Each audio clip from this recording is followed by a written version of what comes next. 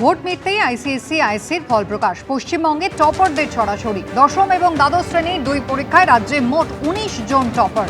আইসিএসসিতে রাজ্যের শীর্ষস্থানে একসঙ্গে ১২ জন পরীক্ষার্থী। আইএসসিতে রাজ্যের শীর্ষস্থান দখল করল ৭ জন পরীক্ষার্থী। আইএসসিতে ১০০% নম্বর পেয়েছে ৭ জন। আইসিএসসিতে রাজ্যের সর্বোচ্চ নম্বর ৯৯.৮০% পেয়েছে ১২ জন পরীক্ষার্থী।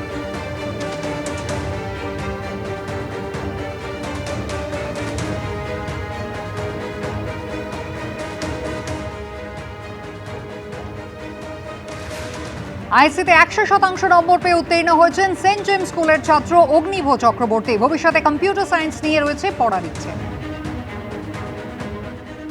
মার্কশিটটায় দেখা যাচ্ছে ইংরেজিতে ১০০, বাংলায় 99 বা ৯৯, ম্যাথামেটিক্সে ৯৯, ফিজিক্সে ১০০, কেমিস্ট্রিতে ১০০, কম্পিউটার সায়েন্সে ১০০। আইএসসির যে নিয়ম, ইংরেজি প্লাস 3টে যে কোনো সেরা সাবজেক্ট, এর ভিত্তিতে ১০০% নম্বর পেয়েছে অগ্নিভ, অর্থাৎ ৪০০-এ ৪০০। এত নম্বর কি করে পাওয়া যায়? মানে কি প্রশ্ন করব, মানে ১ নম্বরও তো কম নেই না। আমার মনে হয় হার্ডওয়ার্ক আর লাক দুটোই খুবই দরকার এই মার্কস পাওয়ার জন্য। কারণ মানে এটা শুধু তো মানে হার্ডওয়ার্ক দিয়ে হয় না, কারণ হার্ডওয়ার্ক দিয়েও আমরা 99% অবধি পৌঁছানো যায়, কিন্তু তারপর যে বাকি ওই ১-২ নম্বরের জিনিস সেটা লাক দিয়েই হয়। তো দুটোই মানে এখানে কাজ পড়ে গেছে, তো সেটার জন্যই হয়তো হয়েছে 100%। What next? এরপর রাজ্যে থাকবে? হ্যাঁ, রাজ্যে থাকতে পারি, মানে WBJEE ওগুলো দেবো, তারপর অন্য JEE দেবো, JEE অ্যাডভান্স। তো দেখা যাক কী হয়।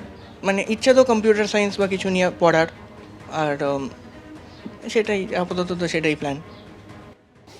একটু সারপ্রাইজিং ছিল আর ভালো লাগলো শুনে। এতটা ভালো হবে আমি এক্সপেক্ট করিনি। এটা একটু আনএক্সপেক্টেডই ছিল। ধৈর্য সব থেকে আগে, আর হার্ডওয়ার্ক, আর তারপরে লেগে থাকতে হবে। মানে ছেড়ে চলে যাওয়ার গেলে হবে না, যেটা করছি সেটার উপরে লেগে থাকতে হবে। সেটাই আমার কাছে মনে হয়েছে সব থেকে বেশি ইম্পর্টেন্ট। আরও অনেক রকমের বিষয় আছে, কী করে এক্সাম টেম্পারামেন্ট মেনটেন করবো, কীভাবে মাথা ঠান্ডা রাখবো, ওই সমস্ত জিনিস একসাথে মিলিয়ে আলটিমেটলি রেজাল্ট করেছে। আর এন্টারটেনমেন্ট এই আর কি, মানে পড়াশোনার মাঝে মাঝে এন্টারটেনমেন্ট। ইনফ্যাক্ট এটাও করা যেতে পারে যে অনেক সাবজেক্ট আছে, তো একটা সাবজেক্টকে এন্টারটেনমেন্ট হিসেবে দেখা, অন্য সাবজেক্টটাকে একটু এন্টারটেনমেন্ট হিসেবে না দেখা, এরকম মানে ওটাকেই এন্টারটেনমেন্ট বানিয়ে নিতে হবে, পড়াশোনাটাকে এন্টারটেনমেন্ট বানিয়ে নিতে হবে। গতকাল রাতে বৃষ্টির পর আজ সকাল থেকেও আকাশের মুখ ভার। আজ দিনভর কয়েক দফা বৃষ্টির সম্ভাবনা রয়েছে। ঠিক কি জানাচ্ছে আবহাওয়া দপ্তর? অরিত্রিক ভট্টাচার্য টেলিফোনে রয়েছেন আমাদের সঙ্গে। অরিত্রিক, আগামী কয়েকদিন কতটা কি বৃষ্টি হতে পারে, কি বলছে আবহাওয়া দপ্তর? দেখুন, এই পরিস্থিতি যেরকম ভাবে রয়েছে তাতে আমরা দেখেছি যে গত কয়েকদিন যাবৎ তীব্র গরম পড়েছিল এবং তারপরেই খুব স্বাভাবিক নিয়মে কালবৈশাখীর মতন পরিস্থিতি তৈরি হচ্ছে। এবং গতকালকেও যেটা দেখা গেছে যে দক্ষিণবঙ্গে বেশ কিছু জায়গায় শুধুমাত্র বৃষ্টি নয়, ব্যাপক ঝড়ও হয়েছে ছোট ছোট স্পেলে।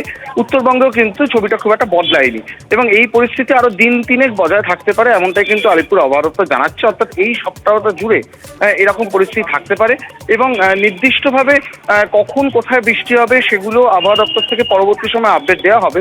কিন্তু দক্ষিণবঙ্গে এবং উত্তরবঙ্গ মিলিয়ে অধিকাংশ জায়গাতেই কিন্তু বৃষ্টির সম্ভাবনা রয়েছে। উত্তরবঙ্গের জলপাইগুড়ি, আলিপুরদুয়ার এই জেলাগুলোতে ভারী থেকে অতি ভারী বৃষ্টির সম্ভাবনার কথা বলা হচ্ছে। দক্ষিণবঙ্গের ক্ষেত্রেও বেশ কিছু জেলাতে ভারী বৃষ্টির সম্ভাবনার কথা বলা হচ্ছে এবং তার সঙ্গে ঝোড়ো হাওয়া বা ঝড়ের মতন পরিস্থিতি সেগুলো তৈরি হবে।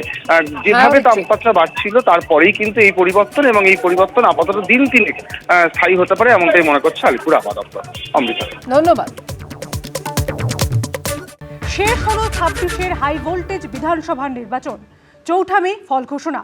আর তার আগে রাজ্যবাসীর রায় কোন দিকে যেতে পারে তা নিয়ে সমীক্ষা চালিয়েছে একাধিক সংস্থা। পরিবর্তন না প্রত্যাবর্তন, কি ইঙ্গিত দিচ্ছে সমীক্ষক সংস্থাগুলি? আসুন দেখে নিন। 26-এর হাই ভোল্টেজ বিধানসভার নির্বাচন শেষ। কিছু বিক্ষিপ্ত ঘটনা ছাড়া মোটামুটি নির্বিঘ্নেই কাটল 2 দফায় ভোট গ্রহণ। রেকর্ড পরিমাণে ভোট দিলেন পশ্চিমবঙ্গবাসী। এবার অপেক্ষা ভোটের ফলে। পরিবর্তন না প্রত্যাবর্তন, কোন দিকে যাবে পশ্চিমবঙ্গের জনমত জানা যাবে 4 মে সোমবার। তার আগে এ রাজ্যের রায় কোন দিকে যেতে চলেছে তার আজ পেতে সমীক্ষা চালিয়েছে বিভিন্ন ভোট সমীক্ষক সংস্থা। এক্সিট পোলগুলির বেশিরভাগেতেই রাজ্যে পালা বদলের ইঙ্গিত দেওয়া হয়েছে। এ রাজ্যে মোট আসন 294টি, ম্যাজিক ফিগার 148। এই অবস্থায় চাণক্য স্ট্র্যাটেজিসের বুথ ফেরত সমীক্ষা বলছে 150 থেকে 160টি আসন পেয়ে ক্ষমতায় আসতে পারে বিজেপি। তৃণমূল পেতে পারে 130 থেকে 140টি আসন, অর্থাৎ ক্ষমতা হারাতে পারে তারা। কংগ্রেসের ঝুলিতে যেতে পারে 2 থেকে 4টি আসন, অর্থাৎ বিধানসভায় শূন্যের গেরো পার করতে পারে তারা। 4 থেকে 6টি আসন পেতে পারে অন্যরা। ভোট শতাংশের হিসেবে দেখলে চাণক্য স্ট্র্যাটেজিসের বুথ ফেরত সমীক্ষা অনুযায়ী বিজেপি পেতে পারে 43 থেকে 45% ভোট, সেখানে তৃণমূলের ঝুলিতে যেতে পারে 40 থেকে 43% ভোট। কংগ্রেস 3 থেকে 6% এবং অন্যরা 8 থেকে 10% ভোট পেতে পারে এই নির্বাচনে। রোজা পোল অ্যানালিটিক্সের বুথ ফেরত সমীক্ষাতেও বিজেপিরই ক্ষমতায় আসার জোরালো সম্ভাবনা। বিজেপির আসন সংখ্যা পৌঁছতে পারে 178 থেকে 208-এ, সেখানে মাত্র 85 থেকে 110টি আসনের মধ্যে থামতে হতে পারে তৃণমূলকে। অন্যরা পেতে পারে 5টির মতো আসন। ম্যাট্রিসের এক্সিট পোল বলছে 146 থেকে 161টি আসন পেয়ে কুর্সি দখল করতে পারে বিজেপি। কড়া টক্কর দিয়ে 125 থেকে 140টি আসন পেতে পারে তৃণমূল। অন্যরা পেতে পারে 6 থেকে 10টি আসন। ম্যাট্রিসের সমীক্ষা অনুযায়ী বিজেপির ঝুলিতে যেতে পারে 43% ভোট, 41% ভোট পেতে পারে তৃণমূল। অন্য দলগুলি 16%-এর মতো ভোট পেতে পারে। এবারের বিধানসভা ভোটে বুথ ফেরত সমীক্ষা চালিয়েছে পিপলস পালসও। তাদের সমীক্ষায় আবার এগিয়ে রয়েছে তৃণমূল। এই সমীক্ষা অনুযায়ী তৃণমূল 177 থেকে 187টি আসন পেতে পারে, অর্থাৎ ক্ষমতা ধরে রাখতে পারে তারা। তৃণমূলকে কড়া টক্কর দিয়ে 95 থেকে 110টি আসন পেতে পারে বিজেপি। বিধানসভায় খাতা খোলার জোরালো সম্ভাবনা রয়েছে সিপিএম-এর।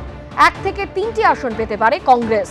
সমীক্ষক সংস্থা পোল ডায়েরির ডেটা অনুযায়ী বিজেপি 142 থেকে 171টি আসনে জিতে পশ্চিমবঙ্গে প্রথমবার ক্ষমতায় আসতে পারে। 99 থেকে 127টি আসন যেতে পারে তৃণমূলের ঝুলিতে। 3 থেকে 5টি আসনে কংগ্রেস এবং 2 থেকে 3টি আসন পেয়ে খাতা খুলতে পারে বামেরা। অন্যরা পেতে পারে 0 থেকে 1টি আসন। প্রাপ্ত ভোট শতাংশের দিক থেকে 46% ভোট পেতে পারে বিজেপি, সেখানে 40% ভোট যেতে পারে তৃণমূলের ঝুলিতে। কংগ্রেস 5% এবং বামফ্রন্টের দখলে থাকতে পারে 7% ভোট। 2% ভোট যেতে পারে অন্য দলগুলির কাছে। পি মার্কের এক্সিট পোল বলছে বিজেপি 150 থেকে 175টি আসন পেতে পারে। তৃণমূল জয়ী হতে পারে 118 থেকে 138টি আসনে। অন্যরা পেতে পারে 2 থেকে 6টি আসন। আরেক সমীক্ষক সংস্থা জনমত পোলসের সমীক্ষা অনুযায়ী আবার চতুর্থবারের জন্য মুখ্যমন্ত্রী হতে পারেন মমতা বন্দ্যোপাধ্যায়। তাদের সমীক্ষায় দাবি 195 থেকে 205টি আসনে জয়ী হতে পারে তৃণমূল। 80 থেকে 90 আসনে আটকে যেতে পারে বিজেপি। কংগ্রেস 1 থেকে 3টি আসন। বামেদের খাতা খোলার সম্ভাবনাও রয়েছে।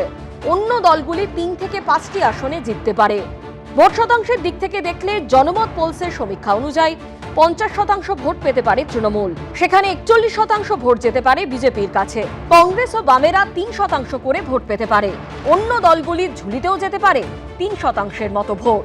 জেভিসির বুথ ফেরত সমীক্ষা বলছে ত্রিশঙ্ক হতে পারে পশ্চিমবঙ্গ বিধানসভা।